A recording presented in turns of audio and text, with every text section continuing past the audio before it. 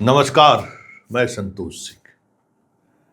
ऋषुश्री मामले में जिस तरीके से हमने रिपोर्टिंग की है उसको लेकर कास्ट समाज को नाराजगी है। और नाराजगी ही नहीं है, उनके ग्रुप में मेरे उस खबरों पर बहुत ही अमर्यादित तरीके की टिप्पणियां भी हो रही हैं। स्वाभाविक है, जो यंग जनरेशन है उन्हें लगता होगा कि भाई ऋषुश्री ही उनका आइडियल है। लेकिन बिहार का समाज जो है वो कास्ट जाति को एक अलग नजरिए से देखता है। उसके सामने एक छवि होती है राजेंद्र प्रसाद की, दूसरी छवि होती है जयप्रकाश नारायण की, और दोनों छवि से पूरा बिहार अपने आप को आइडेंटिफाई करता है। पहचान, इस प्रदेश में जितनी संस्थान, सड़क, पुल, पुलिया, क्या मतलब कह सकते हैं, जयप्रकाश नारायण के नाम पर बना होगा। हमें नहीं लगता कि किसी दूसरे महापुरुष के नाम पर इतनी सारी योजनाएं उनके नाम पर होगा। कहीं कोई विवाद नहीं होता है। जेपी का नाम सुनते ही लोगों के मन में एक अलग तरीके की श्रद्धा भाव उत्पन्न होता है, किसी भी पॉलिटिकल पार्टी के लोग क्यों ना हो। उस जमाने के कांग्रेसिया भले जेपी को लेकर नफरत करते हो, लेकिन जब जब आपातकाल की बात होती है या फिर बिहार के आंदोलन की बात होती है तो लोग जेपी को पढ़ते भी हैं और जेपी के सहारे बहुत सारी चीज़ों को समझते भी हैं। और आज़ादी के आंदोलन में तो एक से एक कास्ट आंदोलन में बड़ी भूमिका निभाए हैं। उसमें राजेंद्र बाबू को कौन भूल सकता है, पहले राष्ट्रपति हुए, उनकी सादगी को कौन भूल सकता है। उन्होंने आज़ादी के उस आंदोलन में कांग्रेस पार्टी में क्या भूमिका निभाया, उस भूमिका को कौन भूल सकता है। तो समाज कास्ट बिरादरी को उस नजरिए से देखता है। समाज कास्ट बिरादरी को एक प्रोग्रेसिव बिरादरी के तौर पर देखता है, पढ़ा लिखा समाज, और उनसे उम्मीद करता है कि वो समाज के अन्य जातियों को एक संस्कार और नैतिकवान होने का छाप छोड़े, पदाधिकारी के रूप में हो या फिर किसी भी रूप में। क्योंकि पॉलिटिक्स में कास्ट बिरादरी की कह सकते हैं कि जो आज़ादी के समय में जो चीज़ें रही अब वो धीरे धीरे खत्म होती जा रही है। अब एक पटना में आकर वो सिमट गए हैं।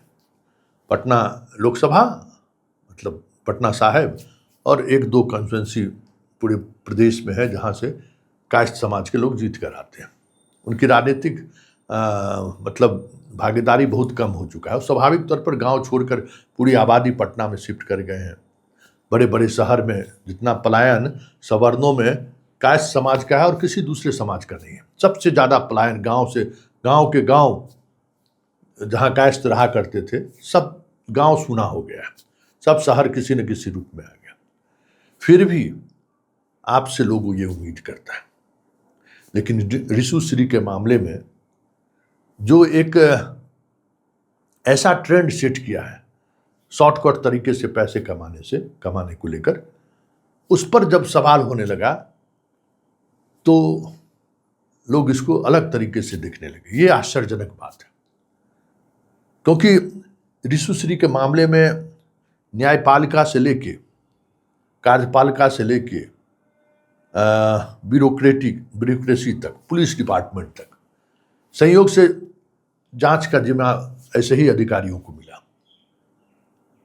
उस सब की नज़र थी, पूरे समाज की नज़र थी कि क्या करते हैं पंकज दरार, क्या करते हैं प्रत्यय अमृत, क्या करते हैं, सबकी नज़र थी। दीपक कुमार सीएम हाउस में है, वो क्या करते हैं। क्योंकि ऋषुश्री के मामले में जो जिन पर कह सकते हैं कि संदेह व्यक्त किया गया ईडी के द्वारा, या जिन पर ईडी ने गंभीर आरोप लगाए, उसमें 2-3 कास्ट समाज के भी लोग हैं, लेकिन बाकी समाज के भी लोग हैं। कास्ट समाज के 2 बड़े पदाधिकारी का नाम आया उसमें। तो उस पूरे इन्वेस्टिगेशन के दौरान, पूरे न्यायिक प्रक्रिया के दौरान जिस तरीके से चीज़ें देखने को मिला, पूरा बिहार का सभ्य समाज, समझदार समाज हैरान है कि ऐसा भी कहीं होता है, खुल्लम खुल्ला। ये तो कभी लोगों ने नहीं सोचा होगा कि इस तरीके से चीजें चलती हैं। भ्रष्टाचार के मामले में इस तरीके से भाई भतीजावाद हो, मतलब एजेंसी में बैठे हुए लोग अगर कर रहे हैं तो चर्चा होना स्वाभाविक। ठीक है, अब कास्ट समाज का सामाजिक दायरा बहुत सिमट गया है, वो पटना में आकर सिमट गए। अब छोटे शहरों में उनकी भागीदारी बहुत कम रह गई है, लेकिन समाज तो है और उस समाज से लोग सवाल तो करेंगे। और खास करके भ्रष्टाचार जैसे मसलों पर अगर समाज एकजुट हो जाए या उसको अलग नजरिए से देखने की कोशिश करे तब तो होगा ही। वैसे ऋषि श्री की जमानत याचिका डिस्ट्रिक्ट कोर्ट ने खारिज कर दिया है, मतलब स्पेशल विजिलेंस कोर्ट ने। और देख ही रहे आज के अखबार में खबरें छपी हैं 2 कॉलम की। अब हाई कोर्ट जाना होगा उन्हें उम्मीद थी कि हाई कोर्ट में जैसे कुछ राहत मिल जाएगी। वैसे हाई कोर्ट में भी एक अलग मामला चल रहा है, जहां 10/7 को जो है सो सुनवाई होनी है, जिसमें मीडिया वाले को पर रिपोर्टिंग पर रोक लगाई गई, किन किन तथ्यों पर, जबकि उस पूरे सुनवाई के दौरान मीडिया की भूमिका पर कोई चर्चा भी नहीं थी, कहीं किसी ने आपत्ति भी जाहिर नहीं किया था। और उस आदेश के दौरान जिसके खिलाफ ईडी या स्पेशल विजिलेंस यूनिट के वकील भी मौजूद नहीं थे, इसलिए आज चर्चा हो रही है कि आखिर हो क्या रहा है। देखिए, प्रबुद्ध समाज है, आपसे लोगों को उम्मीद है, आपसे वो लोगों को उम्मीद इस हद तक है कि आपके सामने वो चेहरा हो चाहे नहीं हो। लेकिन आज भी समाज राजेंद्र बाबू को याद करते हैं, आज भी समाज जयप्रकाश नारायण को याद करते हैं। जयप्रकाश नारायण को लोग क्यों याद करते हैं? सिर्फ आपातकाल ही नहीं मुद्दा था, भ्रष्टाचार भी एक बड़ा मुद्दा था। बिहार में उस समय में छात्र आंदोलन की जो शुरुआत हुई थी, उसमें क्या था? उस आंदोलन में भ्रष्टाचार। वर्तमान मुख्यमंत्री, उस समय के जो मुख्यमंत्री थे, उनके भ्रष्टाचार के खिलाफ ये आंदोलन शुरू किया था। छात्र उसी के खिलाफ सड़क पर उतरे थे और धीरे धीरे धीरे ये आंदोलन मुख्यमंत्री से उठते उठते प्रधानमंत्री तक पहुंच गया और अंत में प्रधानमंत्री को पूरे देश में इमरजेंसी लागू करना पड़ा। आधार क्या था? भ्रष्टाचार। तो जब कभी भी कास्ट को लोग देखता है तो सामने जयप्रकाश दिखते हैं, जो भ्रष्टाचार के खिलाफ आवाज उठाए। और जयप्रकाश जी अपने आसपास, ऐसा नहीं है, उन्होंने बहुत सारे कास्ट युवा को अपने आसपास रखा। उन तमाम युवाओं में कुछ आज उस दौर के युवाओं से आज भी मेरा व्यक्तिगत रिश्ता है, खूब मेलजोल है।